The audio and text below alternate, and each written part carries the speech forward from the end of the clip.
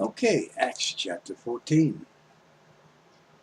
And it came to pass in Iconium that they went both together into the synagogue of the Jews, and so spake, that a great multitude both of the Jews and also of the Greeks believed. But the unbelieving Jews stirred up the Gentiles, and made their minds evil affected after the brethren, against the brethren. Long time therefore abode they, speaking boldly in the Lord, which gave testimony unto the word of his grace, and granted signs and wonders to be done by their hands. But the multitude of the city was divided, and part held with the Jews, and part with the apostles. And when there was an assault made both of the Gentiles and also of the Jews with their rulers to use them despitefully and to stone them, they were aware of it, and fled unto Lystra and Derbe, cities of Lycaonia, and unto the region that lieth round about. And there they preached the gospel. And there sat a certain man at Lystra, impotent in his feet, being a cripple from his mother's womb, who never had walked. This is the same heard Paul speak, who steadfastly beholding him, and perceiving that he had faith to be healed, said with a loud voice, Stand upright on thy feet. And he leaped and walked. And when the people saw that Paul had done, what Paul had done, they lifted up their voices, saying in their speech of the Lycaonians, The gods are come down to us in the likeness of man. And they called Barnabas Jupiter and Paul Mercurius, because he was the chief speaker.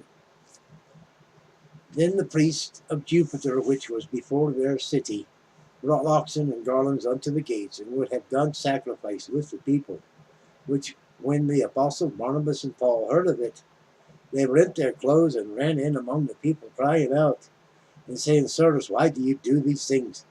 We are also men of like passions with you, and preach unto you that ye should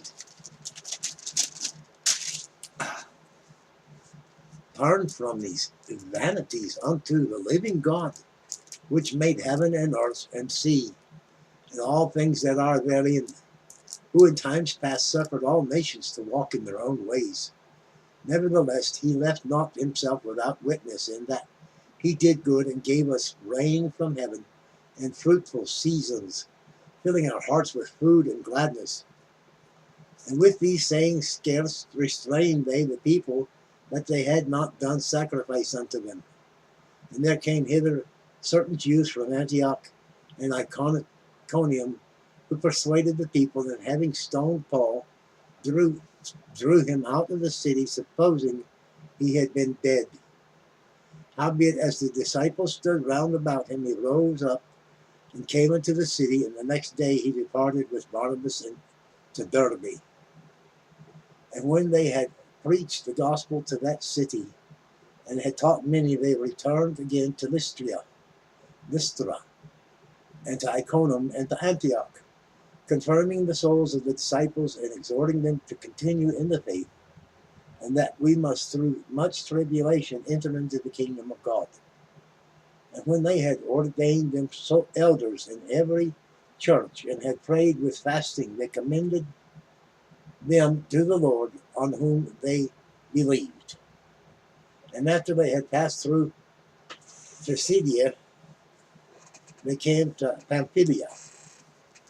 And when they had preached the word in Perga, they went down unto Attalakia, and thence sailed to Antioch, from whence they had been recommended to the grace of God for the work which they fulfilled.